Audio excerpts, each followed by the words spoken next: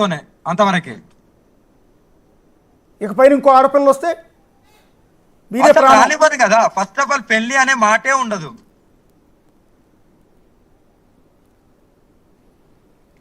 నేను అనేది ఇప్పుడు ప్రస్తుతానికి ఓకే, ఒక నెల రోజుల పాటు ఓకే, ఒక 2 నెలల పాటు ఓకే, మీరు ఆశ్రమం పెట్టిన తర్వాత 1 సంవత్సరం 2 సంవత్సరాలు కూడా ఓకే.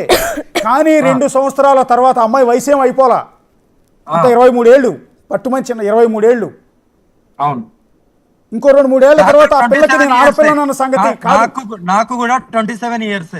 నేనేం పెద్ద 40, 50, 60, 70 లేదు, జస్ట్ 27. కాదమ్మా, నేను అనేది ఏంటంటే ఒక 4 రోజుల తర్వాత ఆ పాప రియలైజ్ అవ్వచ్చు కదా. రియలైజెన్స్ మీన్స్ నేను ఏంటంటే నేను ఒక ఆడపిల్లని, నాకు కూడా ఒక ఫిజికల్ నీడ్ కావాలి, నేను కూడా పిల్లల్ని కనాలి అని అనిపించవచ్చు కదా. ఆల్రెడీ చెప్పింది కదా, అలాంటి ఫీలింగ్స్ ఏమి ఉండయి, వాటిని కూడా నేను కట్టుదిట్టంగా చేస్తాను. చంపుకుని ఆమెతో హ్యాపీగా ఉండాలని సిద్ధపడ్డాకే మేము పెళ్లి చేసుకున్నాం. నా మనసు ఎప్పటికీ మారదు, నేను ఎప్పుడూ ఆమెతోనే ఉంటాను.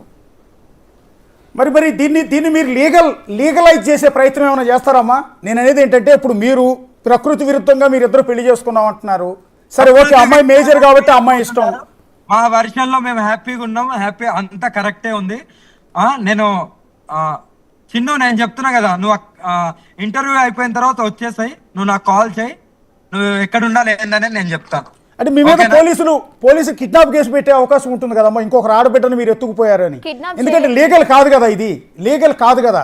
అంటే నేను వాళ్ళ వైపు నుంచి అడుగుతున్నా, నా సొంతది కాదమ్మా, నా సొంతది కాదు, నేను వాళ్ళ వైపు నుంచి అడుగుతున్నా. అంటే కిడ్నాప్ చేయాలి అంటే కిడ్నాప్ చేసినా కానీ ఒకే మీడియాకి ఇంత బహిరంగంగా వచ్చి చెప్పుకోం కదా. నన్నేం కిడ్నాప్ చేయదని నేను చెప్తున్నా కదా, నన్నే కిడ్నాప్ చేసాను పెట్టారు. మీ ఇద్దరి కలయిక చట్టబద్ధం కాదు అంటే ఇష్టపడ్డాం కదా, మా మనసులు కలిసాయి కదా.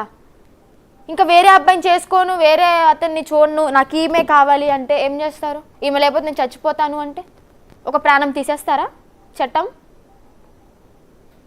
అంటే అఘోరియమ్మ, నేను అనే మాట్లాడతాం మీకు బాగా అర్థమై ఉంటుంది, ఎందుకంటే మీకు అన్నీ బాగా తెలుసు, నాకన్నా బాగా తెలుసు. మిమ్మల్ని సూటిగా అడుగుతున్నాను. నేను కూడా 23 ఏళ్ల వయసు ఉన్నప్పుడు పెళ్ళే చేసుకోవద్దు అనుకున్నా. పెళ్ళొద్దు, ఆ జన్మ బ్రహ్మచారిగా ఉండిపోదాం, హ్యాపీ ఉంటుంది, సంతోషం ఉంటుందని అనుకున్నా. కానీ 28వ ఏళ్ళు వచ్చేటప్పటికి పెళ్లి చేసుకుని ఈరోజు నాకు 2 పిల్లలు, నా అంత కొడుకున్నాడు అప్పుడే. అంటే బాహుబంధాల నుంచి నేను తప్పించుకోలేకపోయాను. నేను ఇక్కడ ఆ అమ్మాయికి నా దగ్గరికి వచ్చిన తర్వాత కామాన్ని మొత్తం ఆపేస్తాను, అమ్మాయికి కామం కూడా రాదు. ఓకేనా? అది నాకు తెలుసు ఎలా చేయాలో, అది మాకు సాధ్యమే కాబట్టి ఆ కామం అనేది రాకుండా నేను చూసుకుంటాను.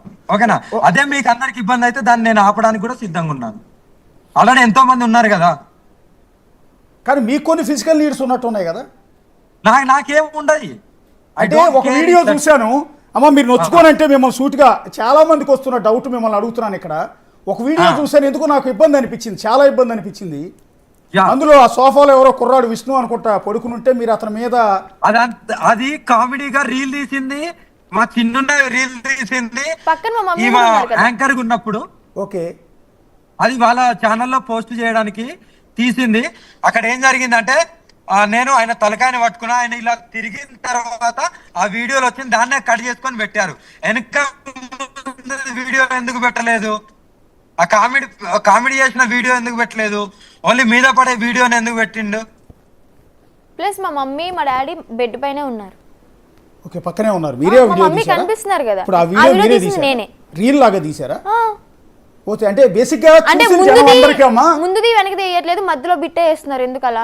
అఘోరియమ్మ, ఆ వీడియో చూసిన తర్వాత చాలా మందిలో మీరంటే కొద్దిగా వ్యతిరేక భావన పెరిగింది, ఇన్క్లూడింగ్ మీ. ఎందుకంటే ఆ వీడియో చూడగానే ఏంటంటే కొంచెం వికృతంగా అనిపించింది, అసహజంగా, వికృతంగా. నేను ఒకటే చెప్తున్నా, ఓకేనా?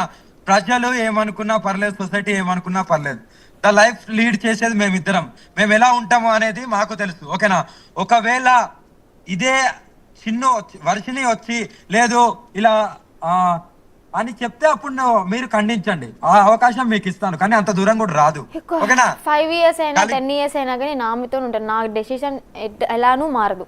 అంటే ఇప్పుడు ఆ తల్లి కన్నీళ్లు చూసిన తర్వాత, అంటే వర్షిని తల్లి పడిన బాధ కన్నీళ్లు చూసిన తర్వాత మీ మనసు కరగలేదా? నేను ఇప్పుడు చెప్తున్నా కదా, ఆ తల్లి ఇప్పుడు బాధపడుతుంది. 14 ఇయర్స్ ఏజ్ ఉన్నప్పటి నుండి ఈ సెకండ్ దాకా ఈ తల్లి బాధపడ్డది మీకు కనిపించట్లేదా?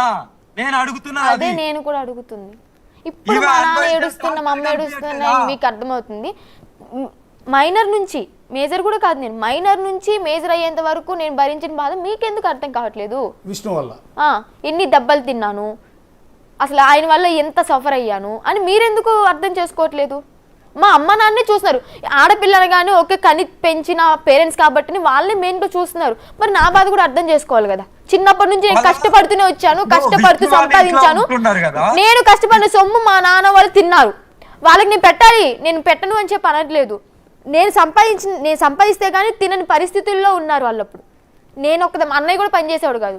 అంటే అమ్మా నేనేమంటానంటే రేపొద్దున మీకు సమాజం నుంచి యాక్సెప్టెన్సీ రాకపోవచ్చు.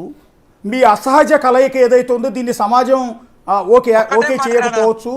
కాదు చట్ట ప్రకారం కాదమ్మా, చట్ట ప్రకారం మా గురించి మీకు ఎందుకు కాదమ్మా, చట్ట ప్రకారం మీకు సపోర్ట్ ఉండకపోవచ్చు. ఈ తరుణంలో ఆ అమ్మ నాన్న బాధ చూసి మీ మనసు కరిగిపోయి రేపు పొద్దున పిల్లలు పంపించేయచ్చాము. సపోర్ట్ అనేది తెలంగాణ ఆంధ్రలో కాదు, అక్కడ కాదు మేము ఉండేది. మేము ఎక్కడికి వెళ్తామో అక్కడనే ఉంటాం, అక్కడ అందరి సపోర్ట్ ఉంటుంది. మా ప్రణాళిక మేము చూసుకుంటాం. దీంట్లో ఎవరు ఇన్వాల్వ్ అవ్వాల్సిన అవసరం లేదు.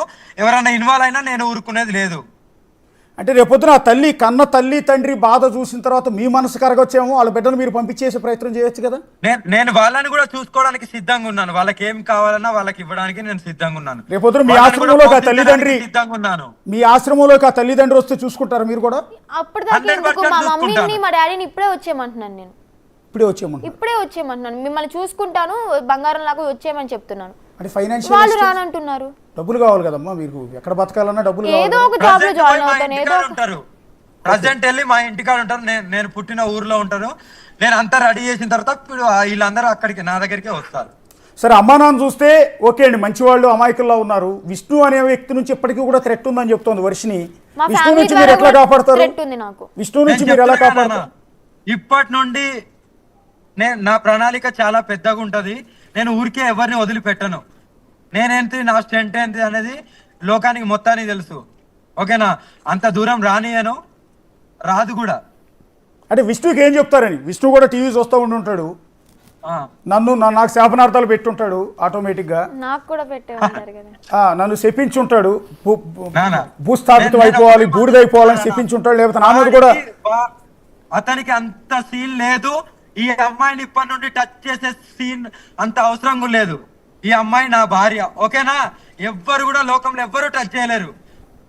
టచ్ చేసే అవకాశం కూడా, టచ్ చేస్తే ఎంత దూరం వెళ్తానో ఇక మీ ఊహలకు వదిలేస్తున్నాను. ఇప్పుడు మీ భార్య అని చెప్తున్న వర్షిని మీ కళ్ళ ముందు తంతు కొడుతూ దాడి చేస్తూ తిడుతూ తీసుకెళ్లిపోయాడు కదా మొన్న. అవును, గుజరాత్ వచ్చి. రేపొద్దున మీరు ఇంకో చోటుకు వచ్చి తీసుకెళ్ళడానికి గ్యారంటీ ఏంటని? ఇంకో చోటుకి వచ్చి తీసుకెళ్లే అంత సీన్ లేదు. అక్కడికి రావడానికే గజ వనకాలి, ఓకేనా?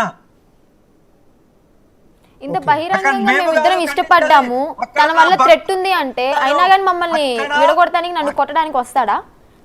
కొట్టాడు కదా, పబ్లిక్ గానే కొట్టాడు. ఏ మొహం పెట్టుకుని నన్ను తీసుకెళ్ళడానికి వస్తాడు? అసలు నువ్వు వద్దు, నువ్వు ఎవరో నాకు తెలియదు అంటుంటే ఆయనకే సంబంధం? నేను చెప్తున్నా కదా. ఇప్పుడు మిమ్మల్ని కొట్టాడు, మీ అన్నయ్య సమక్షంలోనే కొట్టాడు, మిమ్మల్ని బలవంతంగా ట్రైన్లో తీసుకొచ్చాడు. నేను ఏం చేయలేని పరిస్థితిలో ఉన్నాను కాబట్టి వాళ్ళు కొట్టారు. మా అన్నయ్య కూడా అతని మాటలు వింటున్నాడు కాబట్టి చూస్తూ ఉన్నాడు. సరే ఇప్పుడు కూడా అమ్మా నాన్న మీ అన్నయ్య వస్తున్నారు, హైదరాబాద్ బయలుదేరారు. చూసారు ఇందాక విజువల్ చూపించాం కదా, మా సాయిత్య అక్కడ ఉంది మీ ఇంటి దగ్గర. అక్కడ నుంచి వాళ్ళు బయలుదేరారు. నేను వెళ్ళిపోతాను కదా లైవ్ అయిపోగానే కదా. మరి రేపొద్దు నువ్వు వెళ్ళిపోయావు, మీ అమ్మ నాన్నకి ఏమైనా జరిగితే ఏమంటానంటే తట్టుకోలేరు కదా వాళ్ళు. వాళ్ళకేం జరగదండి, నేను చెప్తున్నా కదా, వాళ్ళకేం జరగదు. ఆల్రెడీ మీ నాన్న హెల్త్ బాగాలేదు కదా పాపం. ఆయన ఆల్రెడీ పెరాలసిస్ స్ట్రోక్ ఏదో వచ్చింది, బెయిన్ స్ట్రోక్ వచ్చింది అంటే ఇప్పుడు కూడా మాట్లాడలేకపోతున్నాడు పాపం. మొన్న కూడా మాట్లాడినప్పుడు డాడీ అంటే బాగుంది దగ్గర నుంచి డాడీ వాయిస్ అంతే కాదు. ఒక మాట చిన్న, మేమంతా దుర్మార్గులం కాదు.